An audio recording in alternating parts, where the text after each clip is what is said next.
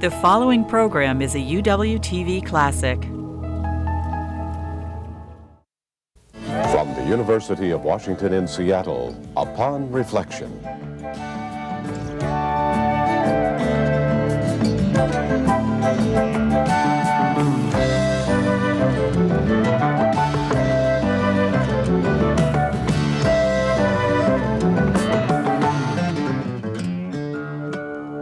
Hello and welcome to Upon Reflection. I'm Marcia Alvar. Jon Kabat-Zinn has pioneered the use of meditation techniques to treat thousands of patients who suffer from chronic pain and stress. His work was prominently featured in Bill Moyer's series, Healing in the Mind. The founder and director of the first hospital-affiliated stress reduction clinic in the country, Kabat-Zinn's newest book is Wherever You Go, There You Are, Mindfulness Meditation in Everyday Life. Welcome to Upon Reflection. Thank you. No, Bill Moyer said that when he started out in his series, he was skeptical of the mind-body connection, but was won over as he talked with you and the other people featured in the series. I wondered if you had to go through the same process with people around you as you tried to establish the first clinic using meditation that would be affiliated with a hospital. Surprisingly little. It turns out that everybody thought it was a good idea, even back in 1979, when there just didn't exist things like this. And the sort of overall field of what we've been calling behavioral medicine, which is the larger umbrella under which we do this, was just a year or two old and just, formal. On the other hand, the mind-body connection has been a part of medicine ever since Hippocrates and long before. So it's something that goes in and out of favor. And I think one of the beauties of the present time is that we now have some very strong indications that science can tease out some of the mechanisms and vehicles through which the mind and the body interact to influence health and physiology in ways that we weren't really able to do before. You're saying that there's now a way to demonstrate a scientific basis for a lot of what is being done. Correct, although we're far from proving anything, but I think the evidence is becoming more and more suggestive, and there's some very wonderful clinical intervention studies that have come out demonstrating that what people do makes a difference, not only in terms of the quality of their lives, but even when they have various kinds of cancers, perhaps as well in the long-term survival free from disease, if you will. You're not just talking about the placebo effect, or what? Yes. Well, see, the placebo effect is something that we continually sweep under the rug, and it's very, very powerful. And it's traditionally thought to be about 30% of whatever the drug is that it's being compared with. So if you have a very powerful drug, you can have a more powerful placebo. And it's quite possible that what many of the mind-body programs do is systematically increase the placebo effect from about the 30% level to maybe the 80 or 85% level. We have no idea how that works, by the way, but what it means is that what you believe strongly influences your physiology in many ways. And if it works, it works. Exactly. Plus, if you change the way you look at the world and you look at yourself, you will also be changing your lifestyle, the choices you make about what you'll put into your body and what you won't, and how much exercise you'll indulge in and on what kind of a basis, how you deal with stress, and those kinds of things are incredibly important over the lifespan in terms of whether you're basically taking the stress into your body where it wreaks havoc, or you're becoming more transparent to it, so that we can't live totally stress-free lives, but if we can learn to deal with the stress that we face, we'll be in a lot better shape. Who comes to see you at your clinic? Well, virtually everybody sooner or later comes to see us.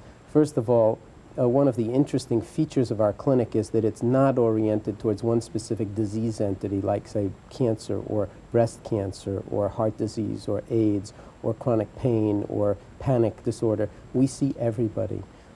People are referred to our clinic by their physicians when they feel that something is missing or something extra needs to be offered.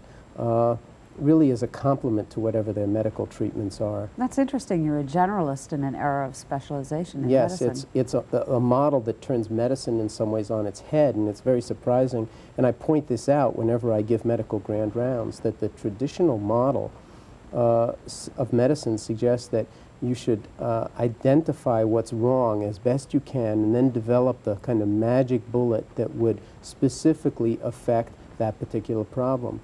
What we do is we work generically, and we take people with lots of different problems, and we direct our intervention towards what's right with people rather than towards what's wrong with them. And interestingly enough, they respond, independent of their reasons for being there, they respond very favorably, and we see symptom reduction, changes in psychological orientation in a very positive direction, and long-term behavior change around health. Is the treatment different for someone who comes to you, let's say, who has a problem with chronic pain, than somebody who comes to you with a panic disorder? Is there an essentially different treatment? No, it's exactly the same. We train everybody in mindfulness-based stress reduction, which means fairly intensive meditation practice that comes out of the Buddhist tradition, but which is not taught from a Buddhist perspective, if you will, or with that kind of a vocabulary.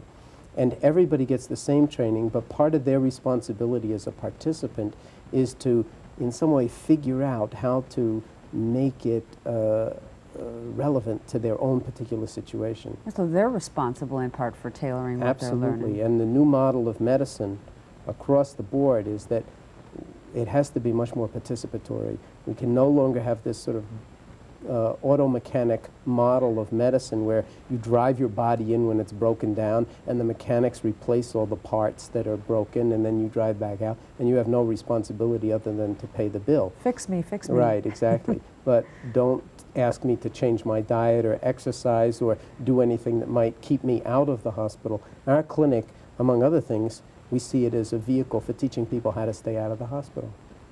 Okay, let's say I come to your clinic. Right. What happens?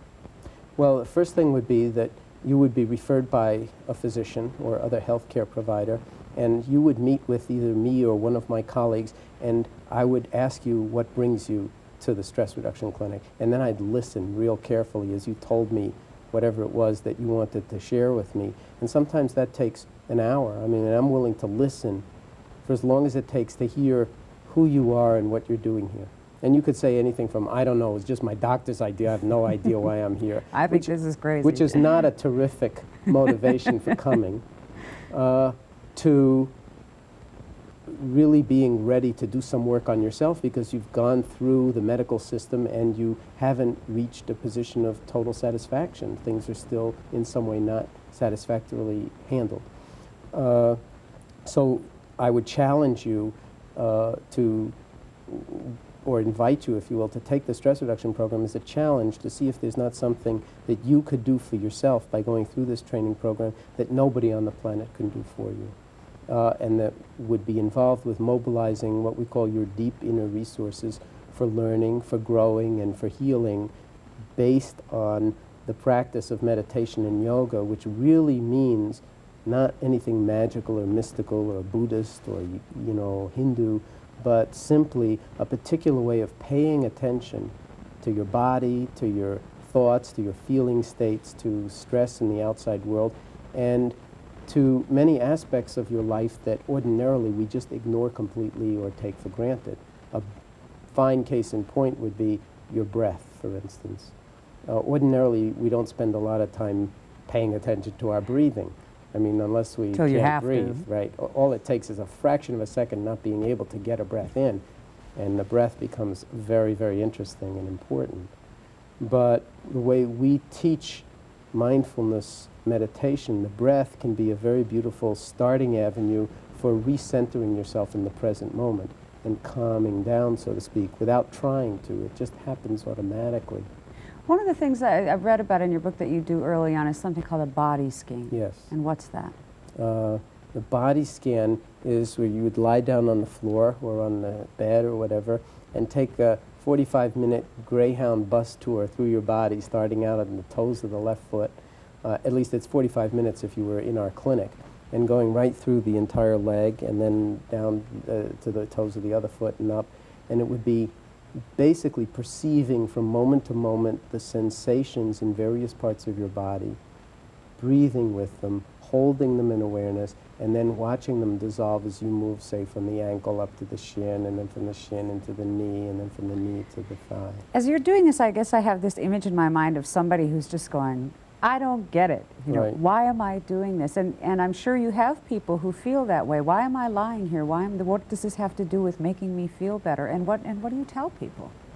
Well, that doesn't happen so much in the classes because that would have gotten taken care of in the individual interviews. For instance, I would say to you, if you want to try this, you're going to find that a lot of it's going to seem insane to you or crazy or weird or whatever. And I'm telling you that up front so that if you join the clinic or pursue this kind of thing, you understand that you don't have to like this for this to be of some value. You just have to do it. And at the end of 8 weeks, you can tell us whether it was any worth or not. Because in the middle, that mind is going to do that no matter what you're deciding to do in your life. Is that not true? That part of your mind wants to do this and another part says, well, maybe that's not what I thought it was. I think I'll try this. And then you try that for a little while. Well, I don't know. I thought that was good, but I don't know. It takes a lot of energy. I think I'll try this. And very often we go around in circles lacking the motivative energy to really make anything happen. So people ask that question all the time. Why do I have to lie here when I'm in pain and experience my pain? I'd rather go to the movies or take a drug or move out from Take my that. mind off the pain. Exactly. And the power of mindfulness really lies in moving into what's going on in your life rather than running from it, because we see in our society in a very grand level the result or the outcome of always wanting to escape from what's going on in your life. Why do we drink alcohol? To escape or to make things different than the way they're. Why do we take drugs and abuse drugs? To move away from that kind of stuff. Why are we constantly looking for entertainment outside of ourselves? Because we're not happy with the present moment. But Thoreau pointed out, and this is the heart of mindfulness training, that the present moment is the only moment that you have to work with, or to learn anything, or to grow, or to feel different. So meditation has everything to do with staying in your moments, your present moments, long enough to to learn some things that you're not going to learn anywhere else. Is it unpleasant? Yes, it can be. Meditation is not to relax or to get to a different feeling state. It's to allow yourself the, if you will, the peace of being with the feeling state that you already have, and get off your own case about it, so to speak. That's why it's important to practice this stuff non-judgmentally. That's a stretch for many, many people.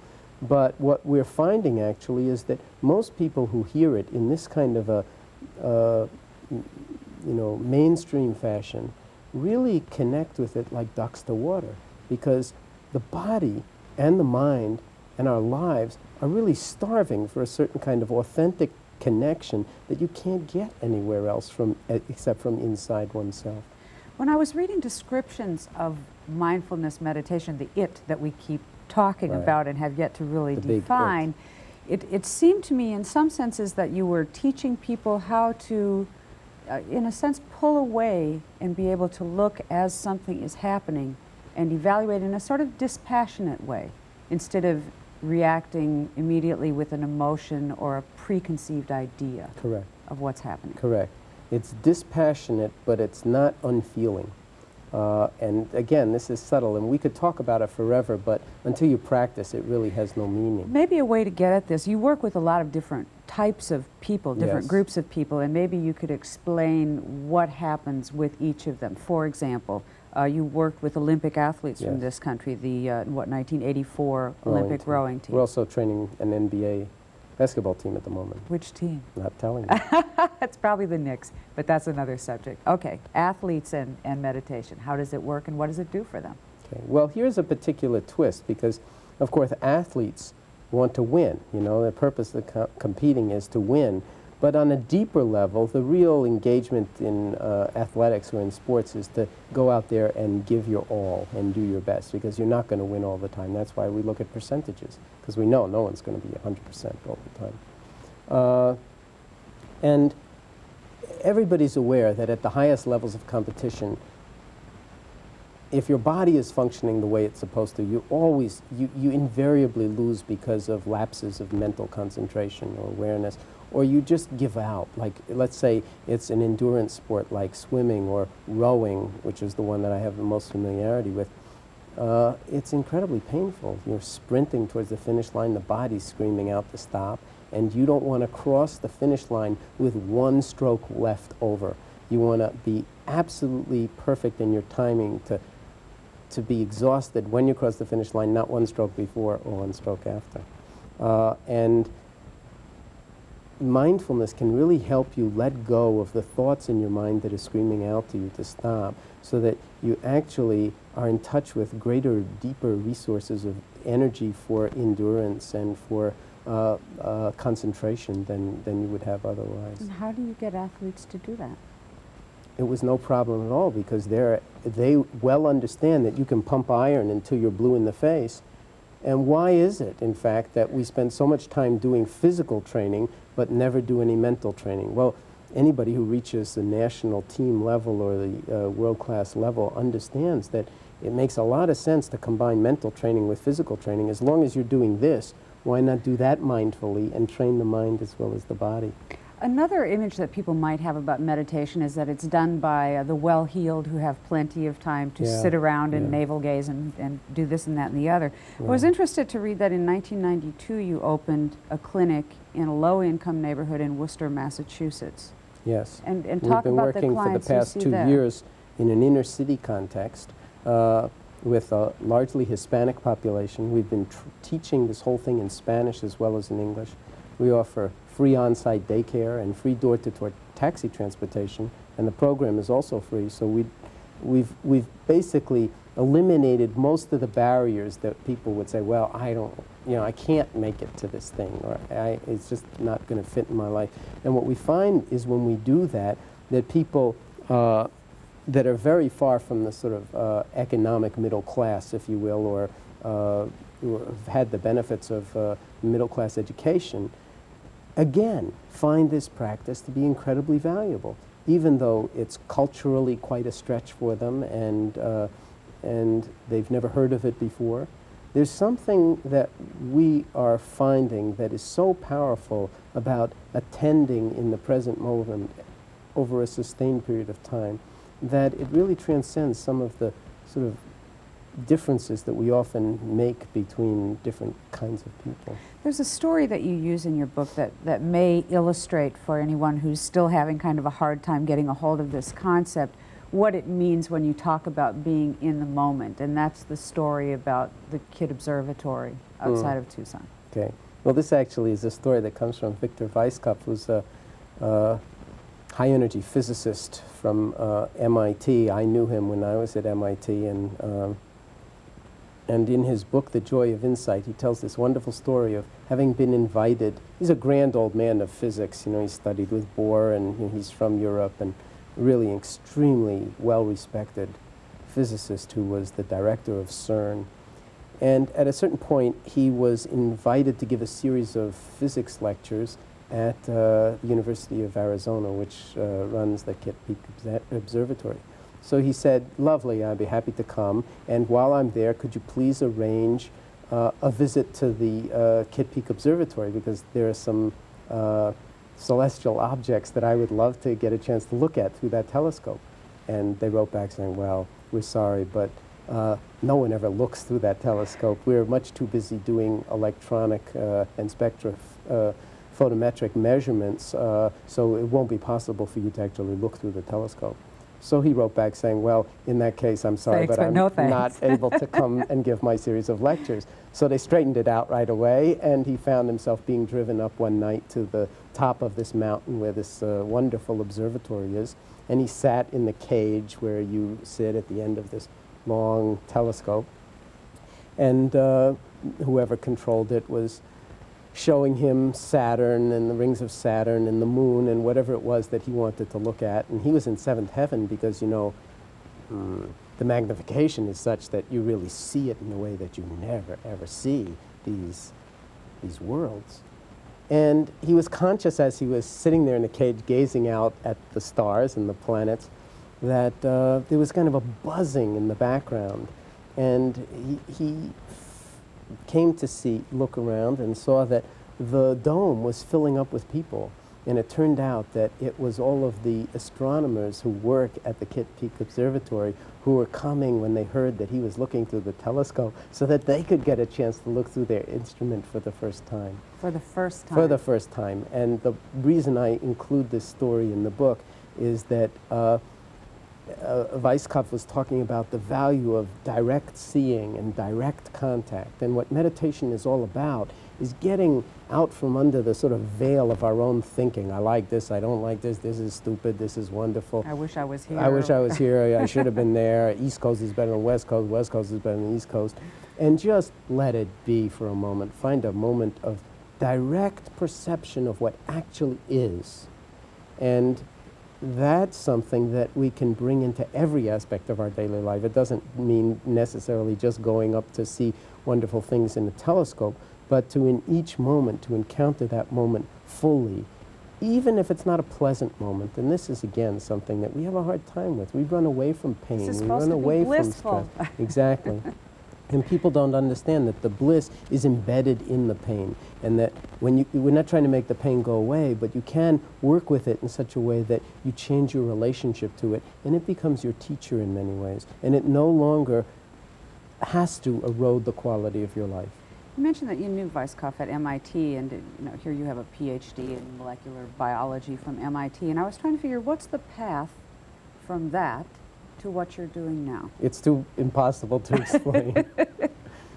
Takes too long. Well, but you know, it's part when of did my this own. start making sense to you? Can you remember the moment? Yes, I went to MIT to actually, because I was interested in the whole question of the biology of consciousness and its relationship to what it means to be human.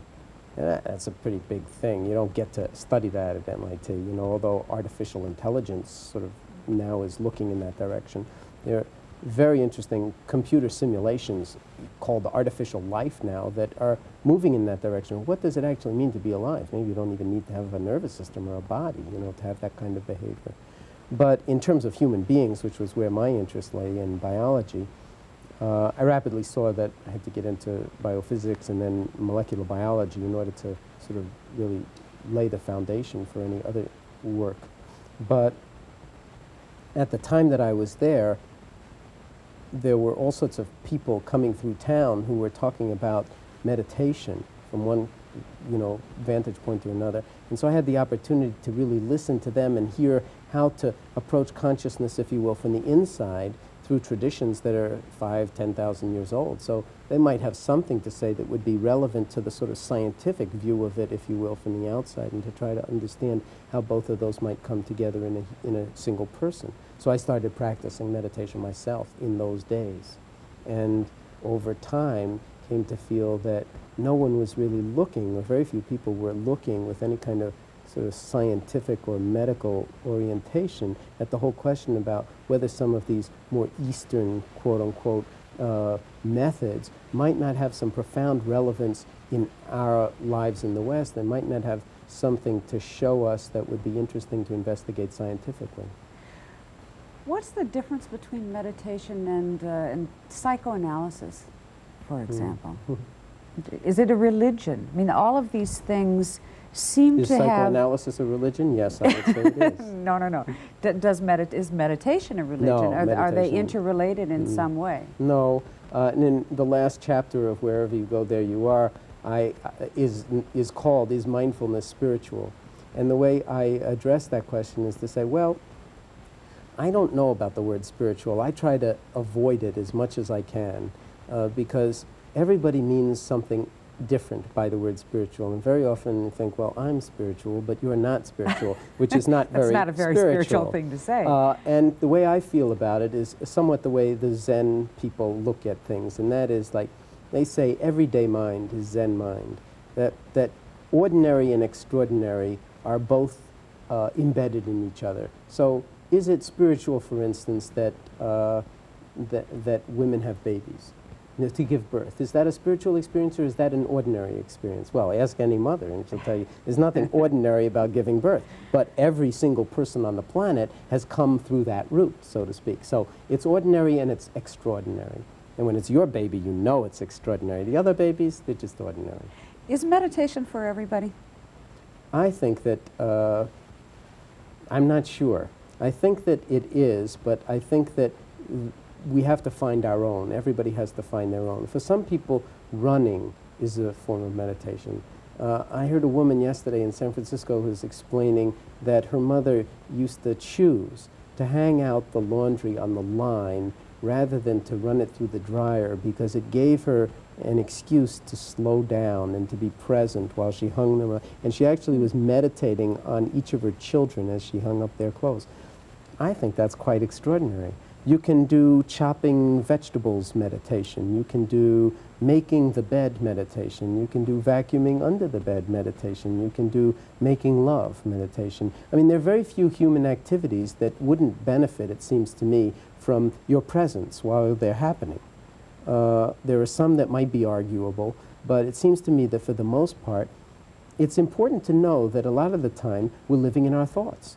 And our thoughts are not the totality of our reality, unless we make it so. So that reduces the field of in which we live out our lives in very, very severe ways. And sometimes we get into deep problems in our relationships, deep problems in our work, deep problems in self-image and self-esteem, all because we're looking through glasses that are foggy in a certain way, and they're fogged by our thoughts and by our very strongly reactive emotions that you were alluding to before. And mindfulness gives you an opportunity to really rotate that whole thing and see it differently and then work with it differently.